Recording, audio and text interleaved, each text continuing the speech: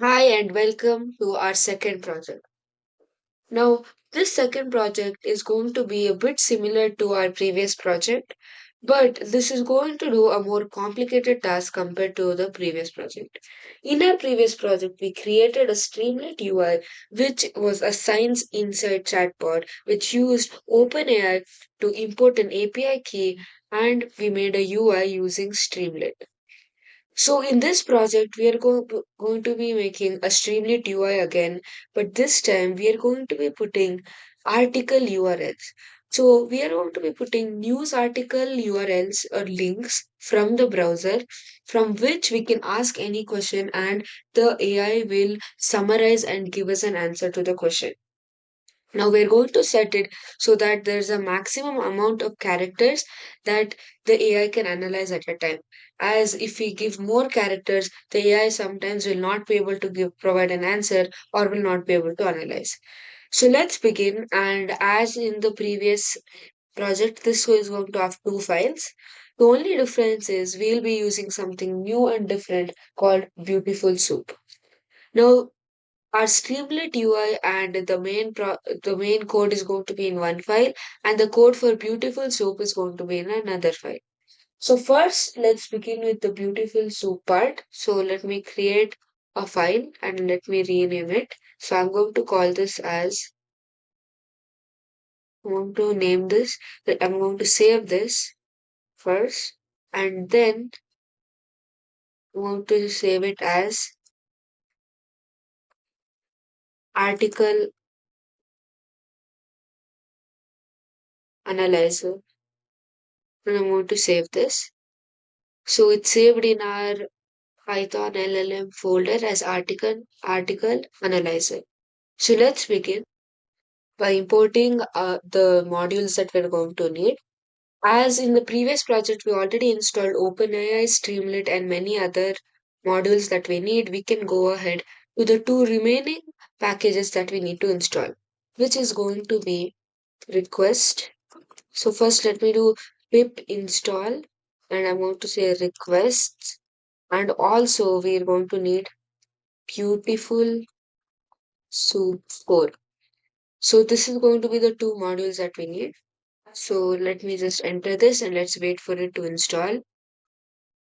So we already have requirement already satisfied, and beautiful soup 4 also has been installed as I installed it before, but you can just wait for it to install and we can begin. So first thing we're going to do is we're going to import requests, as a request is a package that helps in fetching the HTML, and we're going to need that to get the article. As what we're going to do is we're going to use beautiful soup to ignore everything else, such as scripts, style, nav, footer, header, and all of these are HTML tags. Now, all of those are irrelevant, and we're only going to need the paragraphs.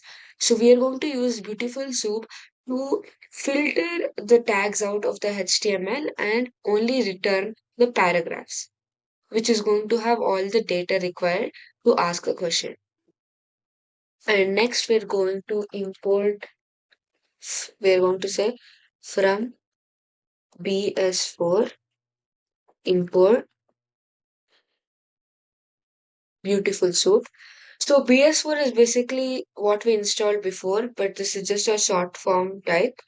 So next what we can do, we have to create a function just like before, but this is going to be called as fetch article text, as this is going to basically get us all the information. So I'm going to say URL here because we're going to ask the user to give us a URL. And next, I'm going to say response equals requests dot get URL. So this is basically going to fetch the URL using the requests.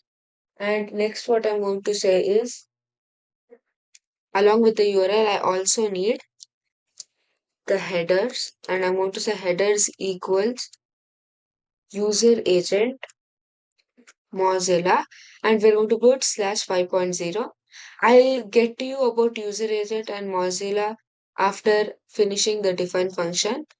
So next we're going to give a timeout, which is going to be 10. I want to say timeout equals 10. And this is basically going to say after 10 seconds, if the URL isn't able to get fetched by this define function, it's going to just stop and it's going to do something called as a timer. So then after this, we're going to say soup equals beautiful soup response.content. And now let me tell you about user agent and how this headers work. So basically this line of code here is going to tell the browser that we are just a normal person just trying to take the content, because some websites will have a feature which blocks bots. And now if it recognizes as a bot, it will almost return no data at all. And this will lead to us getting no information and we are going to get an access denied. Now, as I said about timeout, it stops at 10 seconds and throws out an error. So then we are going to use beautiful soup to say response.content HTML parser. Now again, I'll finish this part of the code and then I'll explain to you about what it is. So now I'm going to make a for loop and I'm going to say for tag in soup, and I'm going to say all the tags which I said before: script, style, nav, then we have header, and then we have footer. So basically, these are all the extra things that we don't require here in our code, because it is something which is irrelevant and it is just going to return the title or maybe footer notes. And we don't need this as we just want the data of the news article. So this is going to be our for loop and we are going to do tag.decompose. So as I said, decompose will basically ignore and remove any of these tags from the data that we receive. So next I'm going to say paragraphs equals soup dot find all p. Now this is basically going to make the function to look for all the tags which have p, which means paragraph, as only the paragraphs will have all the important data that we need. So next I'm going to say text is equal to join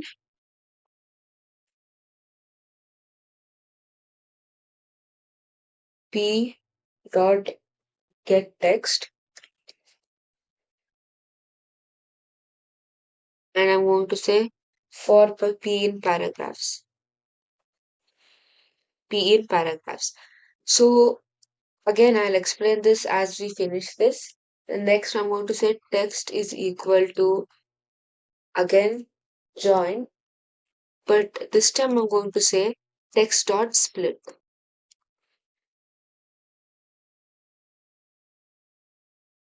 So one more thing that we have to add is a dot here, because this basically says that join is a function, and this empty space means that there's nothing there when taking an article, and this is where our text from the paragraphs is going to be inputted. So let me tell you a bit about HTML parser and this line of code. So this line of code basically, when we receive the data from the URL, it's going to come in the form of raw data. And now this line here, it converts this raw data into something that our Python interpreter can understand. And this basically, it converts it into a form that can be understood. And we can use that to send it to the OpenAI LLM and get an answer for that. Now, this line of code, which is text equals to blank dot join, it basically takes all the data which is in form of paragraphs and it puts it into one string, and it's going to put it into one line of one string exactly. And this line of code, which is text is equal to blank dot join text dot split, it basically removes all the extra spaces which is unnecessary. So after this, we're going to say return text, and we're going to say return text as max stars. So now we are going to go ahead and set max stars.